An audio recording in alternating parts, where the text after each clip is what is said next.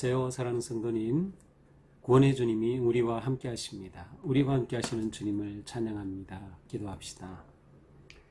주님 감사합니다. 오늘도 주님의 은혜로 새날을 맞이하며 또 하루를 마감하며 주님의 말씀 앞에 서게 하여 주시니 감사합니다.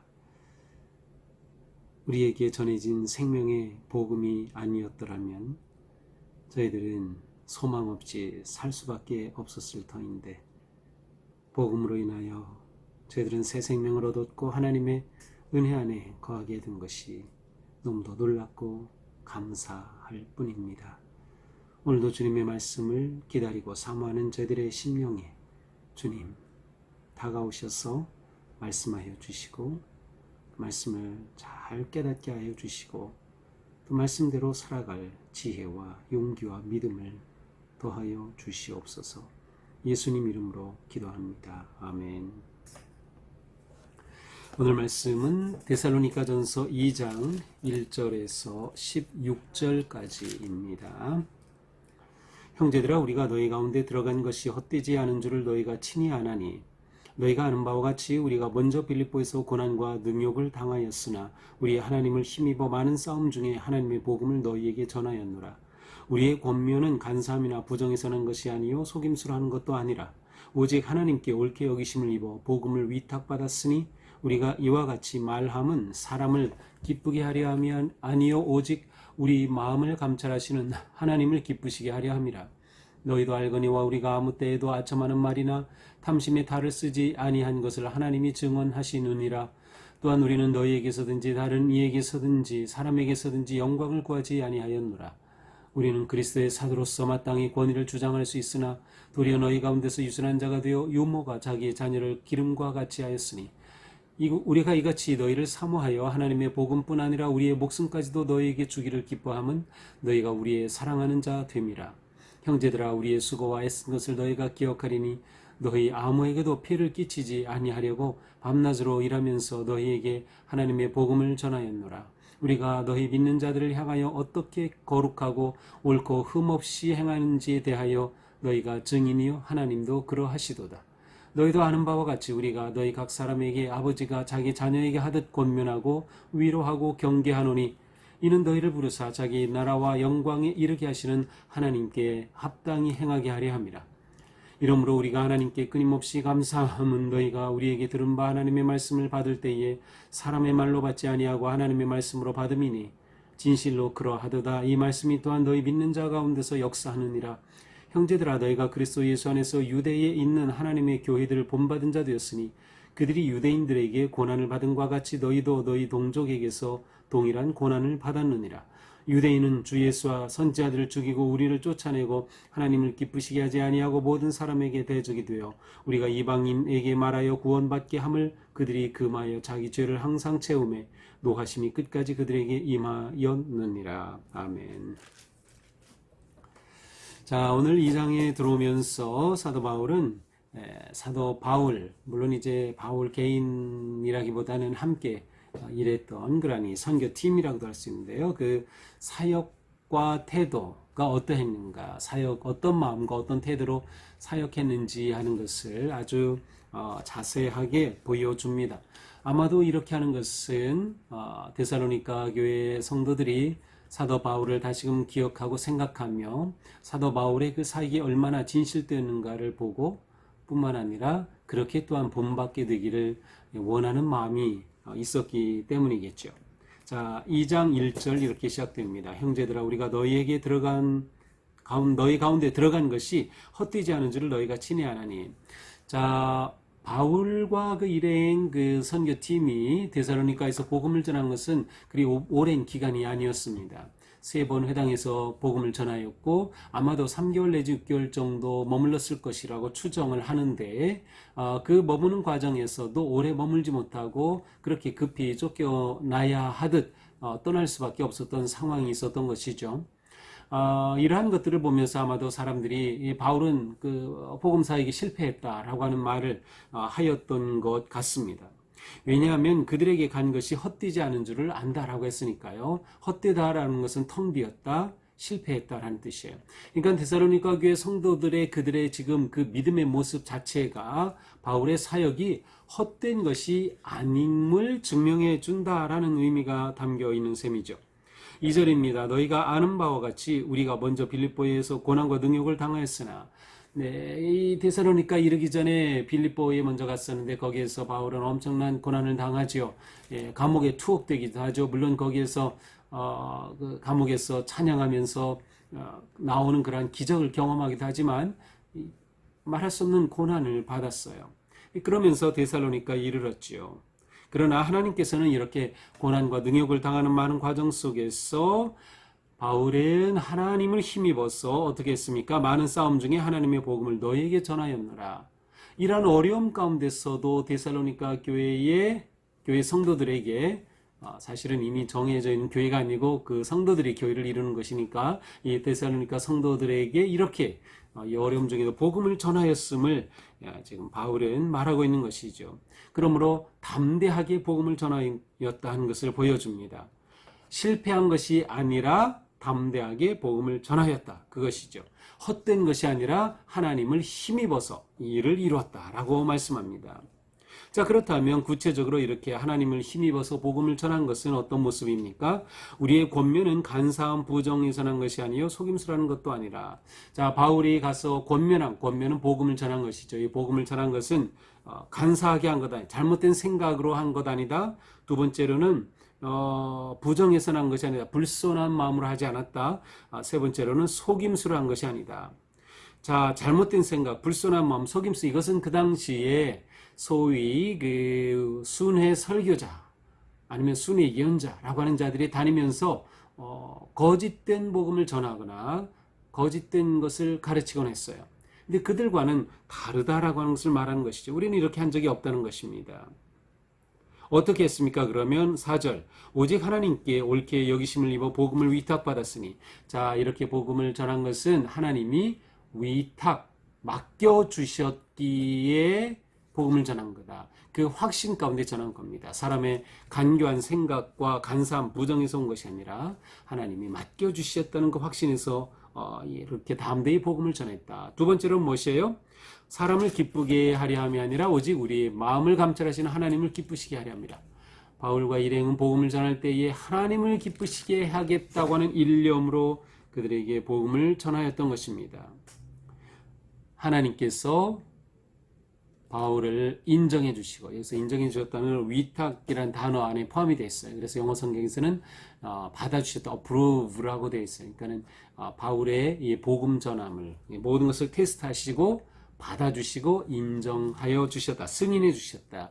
하나님께서 승인해 주셨고 이제는 하나님을, 그 승인해 주신 하나님을 기쁘시게 하려는 그러한 뜻으로 바울과 일행은 함께 그 팀은 복음을 전하였다라고 하는 것입니다. 5절입니다. 너희도 알거니와 우리가 아무 때에도 아첨하는 말이나 탐심의 탈을 쓰지 아니한 것을 하나님이 증언하시니라.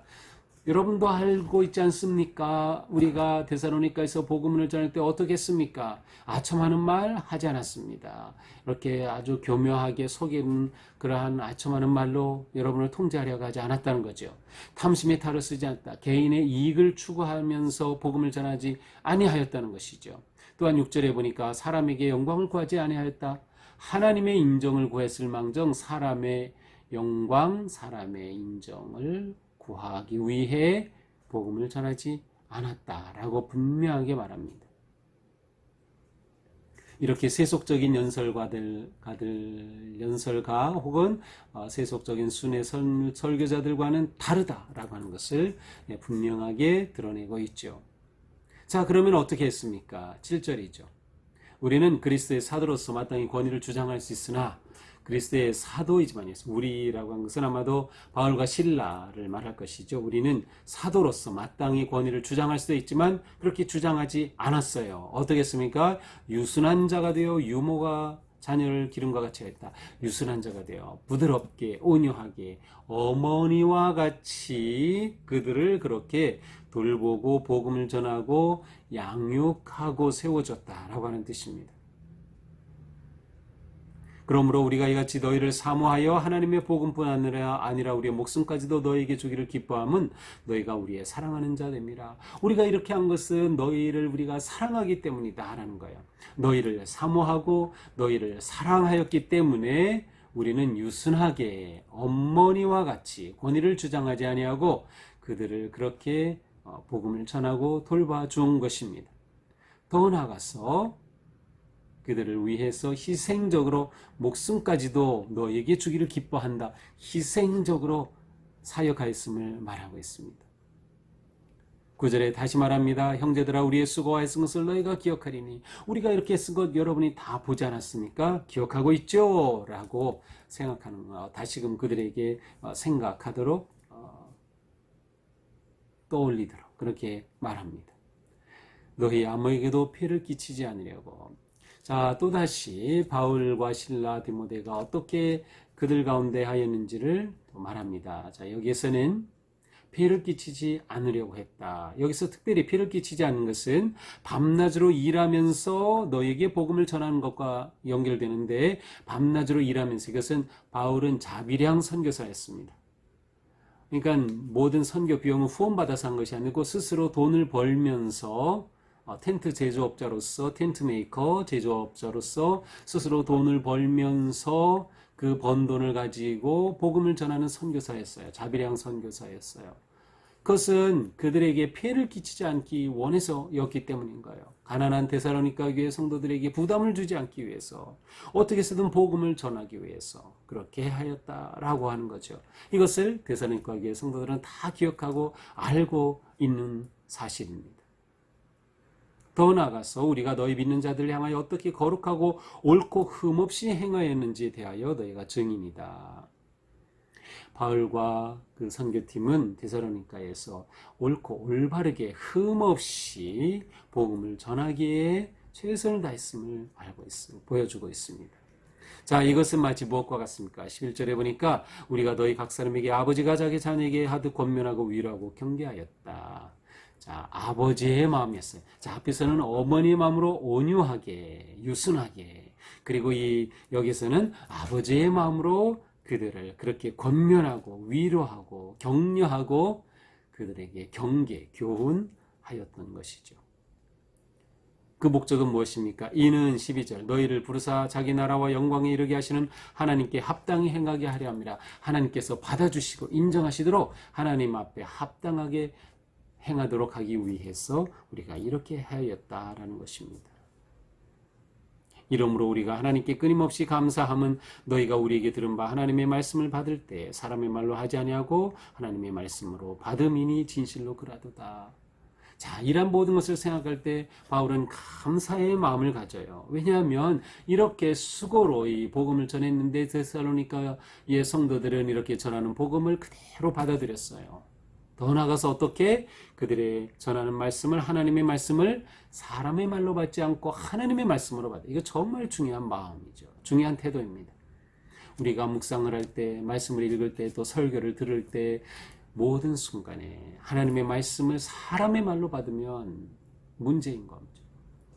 하나님의 말씀을 하나님의 음성으로 받을 때 그 말씀의 권위를 인정하고 말씀의 가치를 깨닫고 말씀에 순종하게 되고 말씀이 세우는 성숙한 성도가 되어가는 것이죠.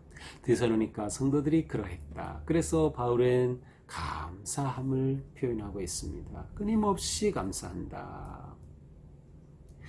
또한 14절부터 16절에서는 그들이 지금 고난 가운데 있지만 이렇게 고난받는 것은 바로 그리스도를 본받는 모습이 되는 거다. 유대인들도 유대인인 예수님, 유대인인 그리스도인들을 핍박하고 그들을 고통스럽게 고난당하도록 했죠. 동족에게서 그렇게 고난을 받았어요. 그것처럼 너희들도 지금 그 상황 속에서 핍박을 받고 고난을 받는데 이것은 그리스도를 본받는 그런 너무도 귀한 일이다. 잘 견뎌라, 잘 이겨내라 라고 하는 그러한 격려의 말씀이 담겨 있습니다. 하나님의 영광에 그들이 다 참여하기를 기대하는 사도 바울의 마음이 잘 드러나고 있습니다. 자, 오늘의 말씀을 보면서 우리는 사도 바울의 그 표현처럼 어떻게 하나님을 기쁘시게 하는, 하나님이 기뻐하시는 삶을 살아갈까 하는 것을 생각해 보게 됩니다. 사도 바울의 말씀과 태도와 그 사역이 임했던 그런 모든 모습을 보면서 어떻게 우리가 하나님이 기뻐하시는 삶을 살까? 무엇보다 그것은 지금 바울이 이렇게 성도들을 말씀으로 세우고 복음으로 세우고 그들을 사랑하고 그들을 사모하는 그 마음이 절절히 담겨 있는 것처럼 하나님을 기쁘시게 하는 우리의 삶은 우리가 그렇게 서로 믿음의 교제와 사랑 안에서 서로를 격려하고 세워주고 우리가 믿음 안에서 성장하도록 서로 그렇게 함께하는 마음이 중요합니다. 왜냐하면 하나님은 아버지이신데 부모가 가장 기뻐하는 게 뭐예요? 자녀들이 서로 사랑하고 우애하는 것이 아닐까요? 그러니 우리가 하나님을 기쁘시게 하는 삶을 산다는 것은 성도들을 서로 세우고 사모하고 사랑하면서 그렇게 살아가는 거죠. 자, 여기에는 어떤 마음이 필요하겠습니까? 어머니의 마음도 필요하고요. 온유하고 겸손함, 유순함, 아버지의 마음도 필요합니다. 희생과 헌신이 필요한 거죠. 이렇게 아버지와 어머니의 마음으로 우리의 믿음의 삶, 또 교회를 통하여 성도의 삶을 아름답게 세워가는 것, 하나님이 기뻐하시는 삶입니다. 또한 하나님이 기뻐하시는 삶은 하나님이 인정하시는 삶이에요. 바울은 하나님의 인정을 원했지 사람의 인정을 원하지 않았어요. 하나님이 인정해 주시는, 하나님이 받아주시는 삶을 초점에 들 때 우리는 이러한 삶을 살아갈 수 있습니다. 흔히 말하죠. 사람을 보지 말자. 맞는 말입니다. 그러나 우리는 어떻게 사람을 보지 않을 수 있겠습니까? 사람을 보게 되죠. 하지만 우리는 하나님께 집중하고 하나님을 바라보고 하나님을 의지함으로써 어떤 상황에서도 이 믿음을 놓치지 않고 포기하지 않고 담대히 나아갈 수 있는 것입니다. 우리가 이렇게 꾸준히 하루하루 일상 속에서 주님을 닮아가고 주님을 기쁘시게 하는 삶을 위해서 절대적으로 필요한 것이 무엇일까요? 바로 하나님의 말씀을 하나님의 음성으로 인정하고 듣는 삶입니다.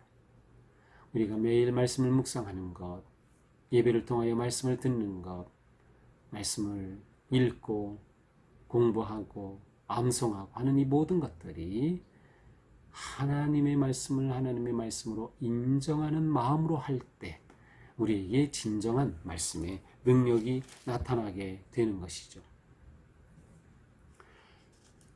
데살로니가 성도들처럼 또 바울과 실라 어떤 선교 이 사도들처럼 우리의 삶이 하나님을 기쁘시게 하고 싶다. 하나님께 인정받는 삶 살고 싶다. 그래서 하나님의 음성을 늘 듣기 원하고 들려지는 말씀을 하나님의 말씀으로 인정하고 순종하는 그러한 삶 살아가는 우리의 거룩하고 승리하는 삶 되기를 축복합니다. 기도합시다. 주님 감사합니다. 오늘 말씀이 우리들에게 또 새롭게 다가옵니다. 주님, 저희들의 삶의 초점은 언제나 하나님을 기쁘시게 하는 삶 되게 하옵소서. 매사에 하나님의 선하심을 바라보고 하나님의 그 은혜와 사랑을 기억하며 하나님을 기쁘시게 하는 삶으로 나아가게 하여 주옵소서. 그러기 위해 우리가 서로 우애하고 사랑하고 돌보며 서로 세워주며 또한 우리가 하나님의 말씀을 하나님의 음성으로 인정하고 받아들일 수 있는 믿음을 그런 거룩한 귀를 허락하여 주시옵소서. 오늘도 우리가 하루 사는 동안 하나님을 기쁘시게 하는 승리의 삶 되게 하여 주옵소서. 예수님 이름으로 기도합니다. 아멘. 네, 오늘도 주님의 은혜 안에서 우리의 삶이 하나님을 기쁘시게 하는 거룩한 삶 되기를 축복합니다. 사랑합니다.